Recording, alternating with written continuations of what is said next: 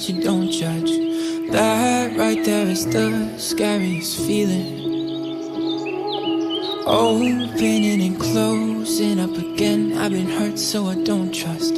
Now here we are staring at the ceiling. I've said those words before, but it was a lie. And you deserve to hear them 1,000 times. If all it is to say that, why is it so hard to say? If all it is to say that, why am I in my own way? Warahmatullahi wabarakatuh. Halo semuanya, perkenalkan nama saya Rosania Imadi Baurianto dengan NIM 05306158. Saat ini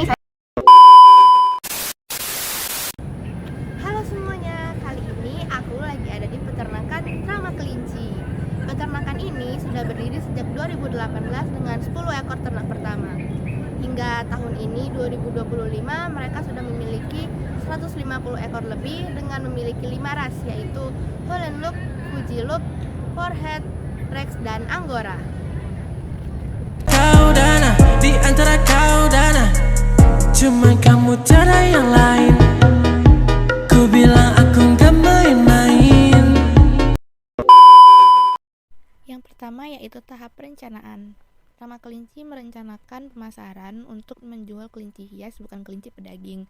Lalu mereka merencanakan kandang, yaitu di sekitar pemukiman masyarakat agar mudah dipantau oleh pemilik.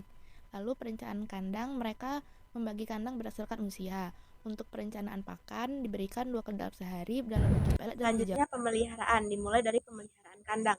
Kandang di peternakan Rama terbuat dari campuran kayu dan besi ringan atau baja ringan. Pada fondasi tiang dan sisi-sisi kandang sebagai pembatas disusun dengan baja ringan, sedangkan bagian bawah untuk tempat kotoran itu disusun simetris dengan kayu rotan, yang di bawahnya dibuat selang-seling untuk kotoran bisa turun ke bawah. Lalu di bawah rotan itu dibuat seperti bak-bak sebagai penampung kotorannya yang akan dibuang pada satu tempat. Berikutnya, pemeliharaan kesehatan ternak. Kelinci dimandikan setiap 1 bulan sekali. Lalu setiap ada yang memiliki penyakit, maka akan dioptimalkan pemberian vitamin dan nutrisinya. Yang sering terjadi pada kelinci itu penyakit skebis.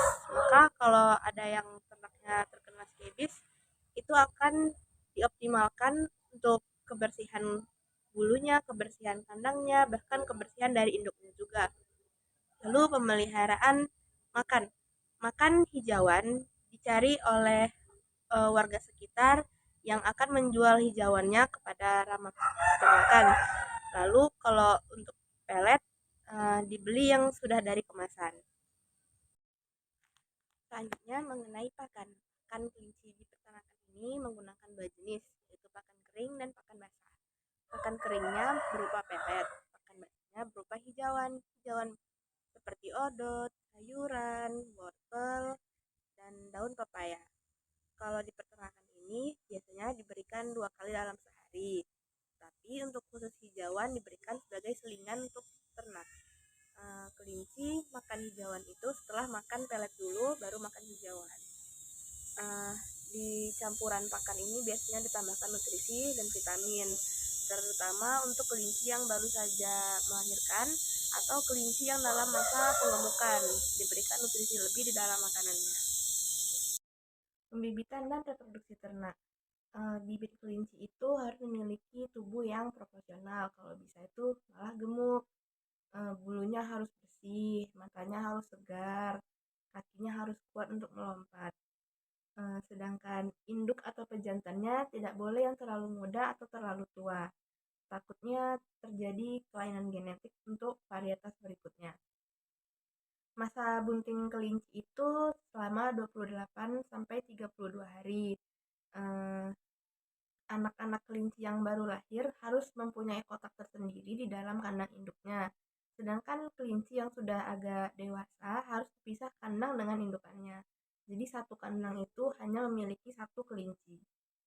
Kalau dia masih bayi, boleh di dalam 1 box itu yang digabung dengan indukannya, berapapun anaknya digabung di situ untuk menyesuai kepada induknya. Masuk ke tahap pemasaran. Pemasaran peternakan nama kelinci ini fokus pada kelinci hias atau kelinci yang untuk dipelihara, bukan yang untuk dikonsumsi.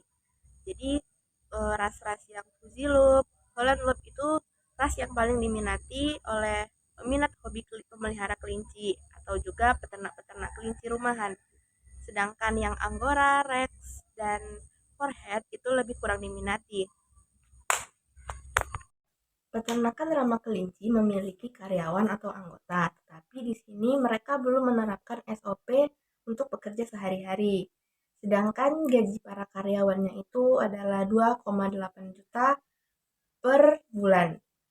Pekerjaan yang mereka lakukan berbeda-beda. Ada yang khusus untuk kotoran, ada yang khusus untuk pemberian ternak, dan satu lagi khusus untuk pembersihan kandang. Merawat kandang, memindahkan mana indukan, mana anakan, menggabungkan mana kelinci yang sudah memasuki masa untuk kawin. Itu digabung oleh satu karyawan yang mengurusi kebersihan kandang. Untuk permasalahan di peternakan ini, pembuangan kotoran kelinci itu kalau tidak dibeli oleh pihak yang membutuhkan, mereka membuangnya masih ke belakang peternakan. Jadi itu masih mengganggu warga sekitar. Permasalahan berikutnya terkhusus pada urin kelinci. Jika kotoran kelinci itu masih ada pihak-pihak yang mau menerima, sedangkan urin itu harus dibuang kembali ke alam. Nah, peternakan ini setelah saya berkunjung ke sana, mereka masih membuangnya hanya ke belakang kandang yang memiliki aliran air.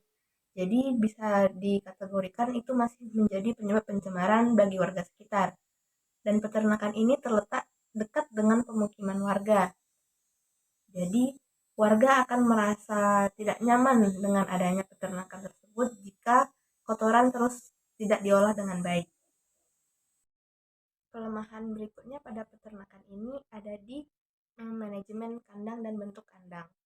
Bentuk kandang yang bertumpuk 5 tingkat kurang membuat kelinci merasa nyaman karena kotoran dari tingkat atas kurang dikelola dengan baik hingga terkadang air urin dari kelinci yang berada di paling atas itu bocor ke tingkat kandang yang di bawahnya.